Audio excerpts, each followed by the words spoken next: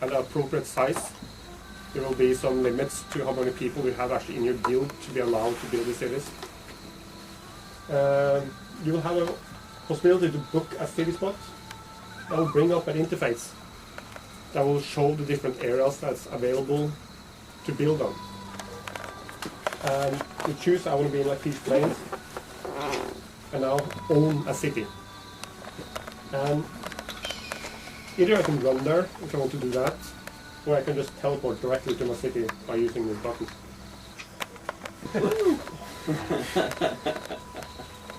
In these city areas, there will be these location objects that will allow you to construct a certain building in this location.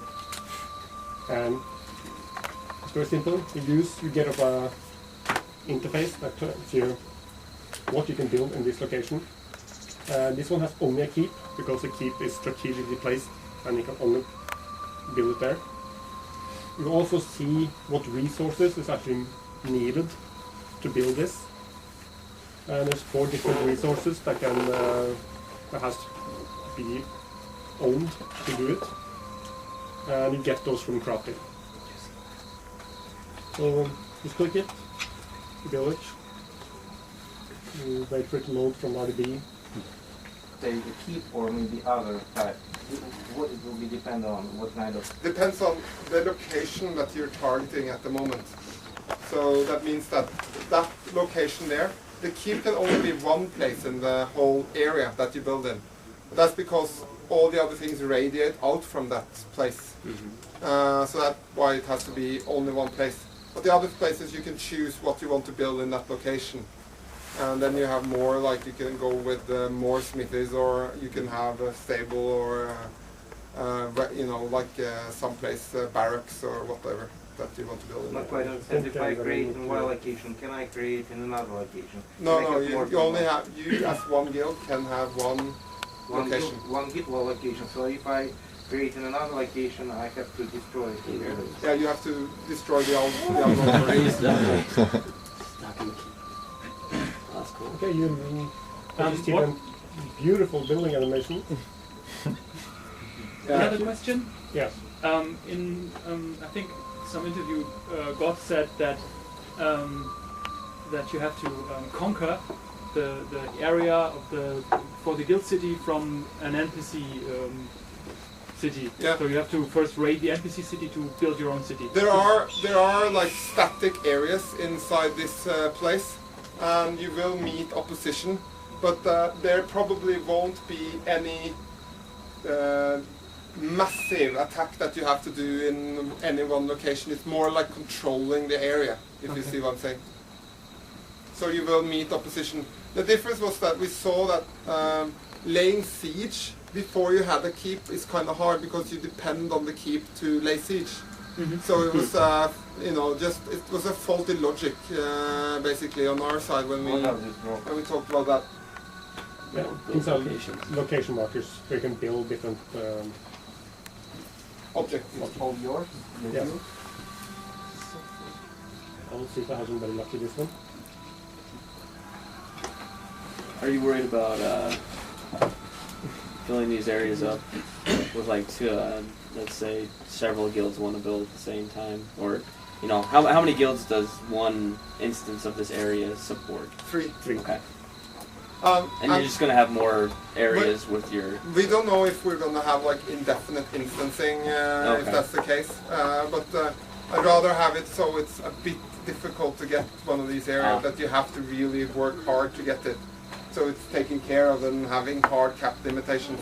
On the PvP side, we have hard cap limitations. Okay. There's only going to be 9 physical places to build, so you have to compete. And then you have to fight against You have other to people. fight. I don't know if you saw what he did there, but he had a lot of different things that he could build in that location. I guess that answers the questions that were raised regarding that. Yeah, I'm not going to spend too much time actually building now. I think we're running out of time. Yes. So when I created guild city, I have separate instance for it. Yes. And there are no other guilds creating in the same instance. Yes, there can be up to 3. Up to 3 guilds on one instance. On one So instance. if I'm going to attack the city of other guilds, I will just choose what guild to attack, and I'll be taken to this guild's instance automatically. How it works? No, I don't know, you want to explain it or shall I? You can do it. Yeah, okay. The PvP aspects that you're talking about right now, those are held in separate playfields which are static. They're not instanced. So they look like this, slightly different environment and some other aspects, but or similar. But they're static. They have a separate name. They're called the Border Kingdoms. And they are static. That means that you have to physically go to that place to lay siege to them. So there's not really like a teleport magic mechanism for this. Was that understandable? Did I answer your question? Not yet. Can I first basically can I attack other guilds' city? Yeah, you can attack their But PvP cities. PvP cities. Yeah, there are two different types of cities. One is called PvP Battle Keeps.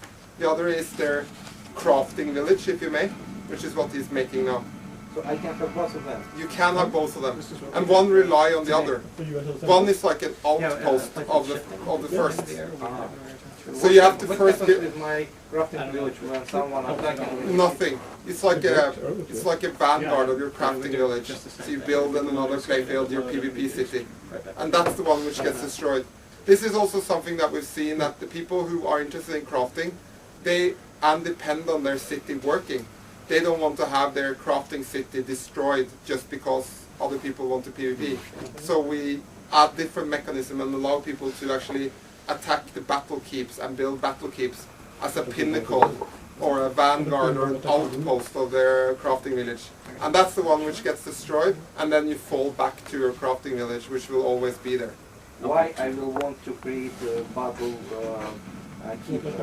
Do I have some bonuses on Yes, that? every building, no matter if it's a crafting building or if it's a PvP building, is giving you bonuses. And I will try to attack it. And how I do that is by building siege weapons. Before I can do that, I need actually a siege camp. I'm going to put up right now.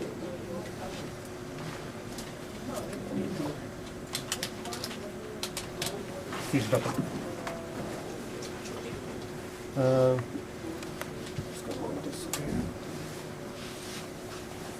So you build a tent first. You Yeah. sort of set up a war tent. Yeah, this is Declaring where you war. like, make your plans for how you attack and stuff like that.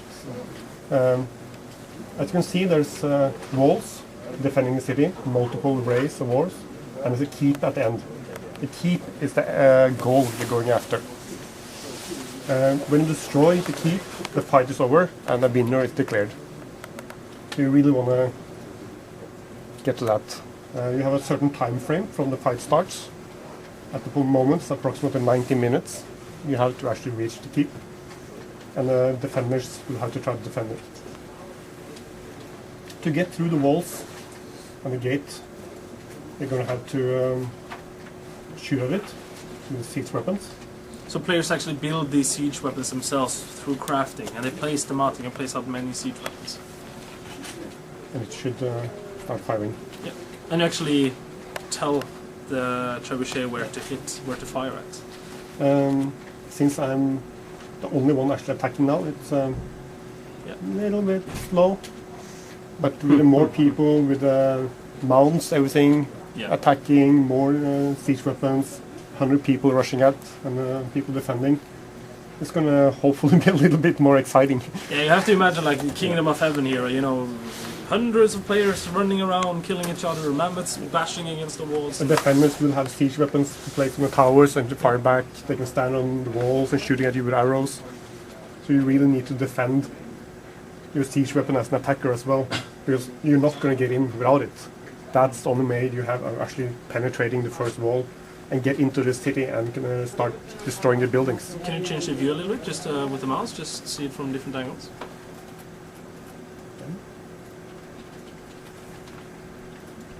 So you can actually see the trebuchet.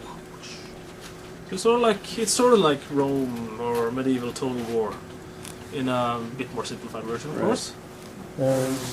Yep. So you actually have to break down that wall before you. Oh, there you see it's starting to break down, and you have to rush through. Is it possible for defenders to go outside and destroy the trebuchet? Yes. So it's expected tactics. I expect them to go out and try to. So we have to think about to defend our siege weapon. Yeah. So you can't only have all the people doing one thing. You probably have different siege camps around. You need to make sure that they're defended. Get a hole in the wall is important, so you have a way to get in. Or you're never going to get anywhere. And the defenders are going to do whatever they can to make sure you don't. So I expect people's going to fight over the first wall, start pulling in, and start taking advantage of the second wall and use that as a defense. As far as I understand, attackers have a point. They should take a keep and then the war is over. I mean, this siege battle is over. Yes. Is there some points for defender, like what they can do to make the siege over and win? I mean, for defenders. No. They will have to just survive. Last the time limit. Yeah, last the time. Yeah. How long are the times for the sieges? 90 minutes now. Okay. So it's a bit of time. And you are forced to defend it at least twice every week. Either against NPC or... No, currently it's only against other players. Okay. We have this vulnerability window when your city is open for attack. Mm-hmm. And there will be a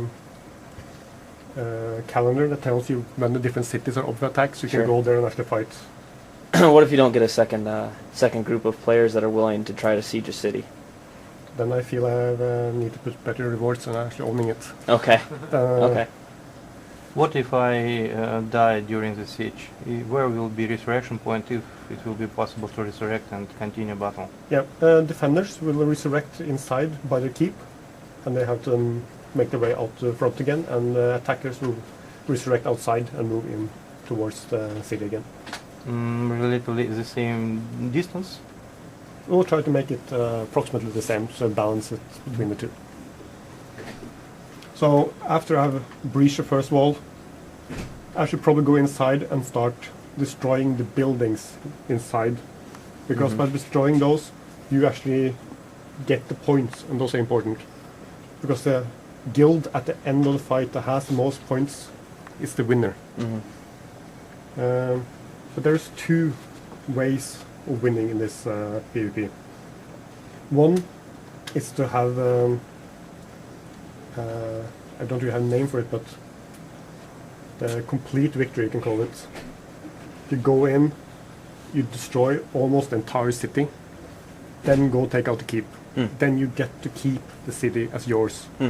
If you rush forward, break through the first gate, rush to the next breakthrough, go for the keep and destroy it, you don't actually get to keep this keep. You only get to keep the rewards Total annihilation. you find on the way. So we really encourage people to destroy the entire city before you actually take out the keep. Our blood coins, blood tokens, I forget exactly what they're called, but do you get those during the process of sieging a keep? Exactly how that's going to work, and it's not completely decided yet. Okay, I okay. don't really want to say anything right now. Got it. Is a standard keyboard or it's something Funcom developed? This? I never saw something like that with The mana. G15 is a standard keyboard. It's standard, so you support this kind of keyboard? Yes, we try to do that as much as we can with all kinds of different. Eric, do you have a specification what kind of similar device you support? Because it's kind of surprised to me, I never saw that. No, I don't. Actually. It's very interesting because you have to It's mention a it. Z-board. Really? Yes. We will have control of that as well. So all kinds of applications that we can support, we will try to support. So Yeah. it's in our best interest to spread it out as much as we can. So yeah, again, I mean, we wish you could see this in all its glory, Sure. man. There are supposed to be bunch of players running around here. And You you, just have to envision. you started testing PvP sieges, correct? On the beta test? No, On technical? only internally. Okay. No, we do not have sieging on the beta yet. Okay. Any final questions before we move on? Hit on the first wall, then move inwards, hit down the next, move on. Can you move the trebuchet? No, you cannot move it. You have Okay. to build a new one. Okay. But if they have defender have several lines of walls, how do I destroy internal walls if I cannot move it? Now there are similar camps you can build inside the city. So you That just It move can it be on as well. disassembled. It Yeah. can be disassembled and then assembled inside. no, just you build a new one. just make a new one. Huh? You can just make a new one within the city limits. I can actually fire down here. So once I created the trebuchet, I lose it. Yes. Okay. So it's not that difficult But to make. one player can hold more than one trebuchet in inventory. Only one at a time.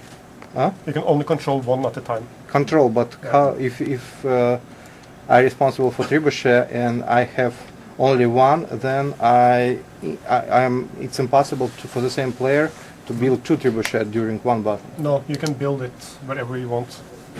As long as you have a camp, you can go there and build one. You don't actually need to carry it with you. So But you sort of click on it to use Yeah. it, so you can only can shoot just- with one at a time. So if I just have this camp, I go in, I say I want to activate it, and I will get the trebuchet. For example, what do I need to build a trebuchet, to new trebuchet? You don't need anything. Hmm? You don't need anything. Nothing, no resource. No. Not for building a trebuchet, you needed to build a camp. As soon as And the you have it, trebuchet that I will be created always will be near the camp, or it can be. it will be near the camp. So I still don't understand, how do I manage internal walls? There are similar camps I can build inside. If I go inside, I can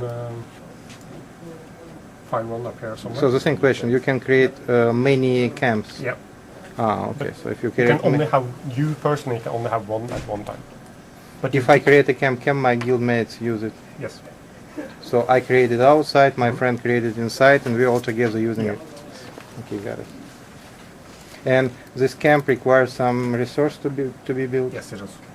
It's sufficient resource. It's many resources. It's Not too much. not too much. No. So it's easy to gain. Yep. Okay. Yes, yes. Catapult. Oh, okay. And they Think of have, cat. yeah, they will have slightly different effects. when Okay. they- Cool. Any of siege weapon can be moved, or they No, all they're stationary? all stationary. Okay. The only siege weapon, as you call it, that can be moved is the rhino and the mammoth. That can also be used to destroy a city. They can move because they're a mount. Right. They're big. All right. Cool. Here we have more